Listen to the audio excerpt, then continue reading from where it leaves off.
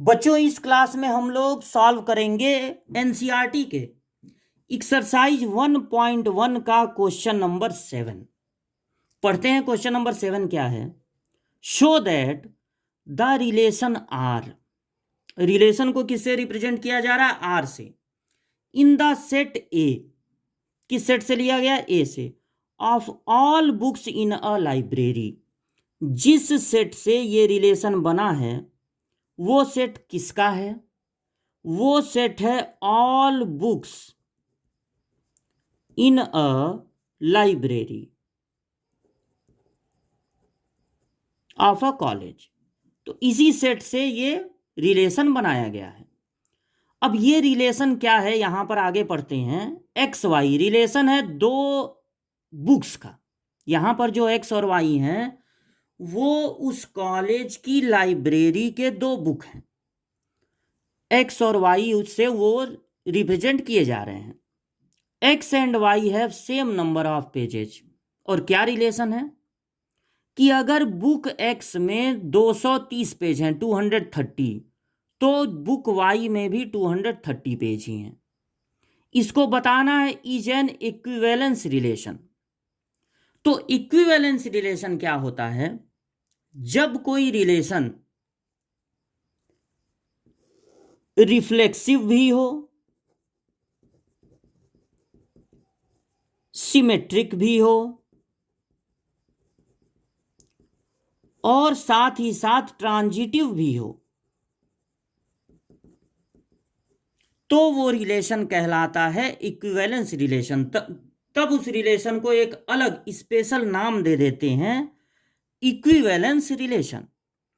हमें यहां पर यह शो करना पड़ेगा कि अगर एक्स और वाई में सेम नंबर ऑफ पेजेज हैं तो ये रिलेशन रिफ्लेक्सिव भी है, सिमेट्रिक भी है और ट्रांजिटिव भी है। तो अब हम लोग रिफ्लेक्सिव की जांच जब करेंगे तो हम लोग जिस बुक को लेंगे उसी बुक को हम ऑर्डर्ड पेयर में दोनों जगह लिख देंगे। मतलब एक्स और वाई दो अलग अलग बुक नहीं लेंगे। रिफ्लेक्सिव की जांच कैसे करेंगे? सेम बुक दोनों जगह रख देंगे। तो number of pages in B equal to होना चाहिए number of pages in B. जितने पेज इस बुक में हैं उतने ही पेज अगर इस बुक में भी हों तब ये रिलेशन कहलाएगा कि रिफ्लेक्सिव है। अब आप ये बताइए, अगर एक ही बुक है, रिफ्लेक्सिव को अगर चेक करना है तो एक ही बुक दोनों जगह रखी जाएगी, तो इसमें जितने पेज हैं उतने ही पेज ना इसमें भी होंगे। यानी कि ये बात ट्रू है, ये बात सही है, इसलिए ये जो रिलेशन है वो रिफ्लेक्सिव है। अब सिमेट्रिक की जांच कैसे करते हैं? सिमेट्रिक में हम लोग दो बुक अलग अलग ले लेते हैं। Taking books B1 and B2। If अगर B1 B2 मिल रहा है इस रिलेशन में, यानी अब कैसे मिलेगा इस रिलेशन में?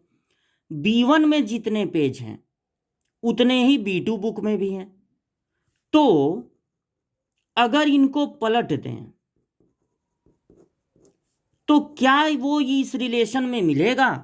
बिल्कुल मिलेगा, क्योंकि यहां पर बात क्या हो रही है? रिलेशन क्या है कि दोनों में सेम नंबर ऑफ पेजेज हैं, पेजों की गिनती सेम है।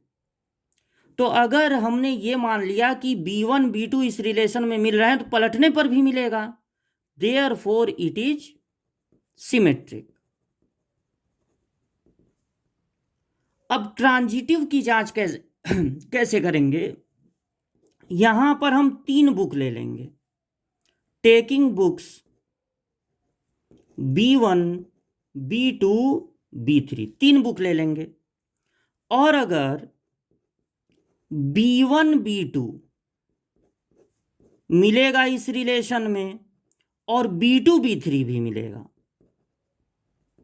इस रिलेशन में, तो B1 B3 भी जरूर मिलेगा, क्योंकि जितने पेज इस बुक में है अगर उतने ही इस बुक में भी हैं, और जितने पेजेज इस बुक में है उतने ही पेजेज इस बुक में भी हैं।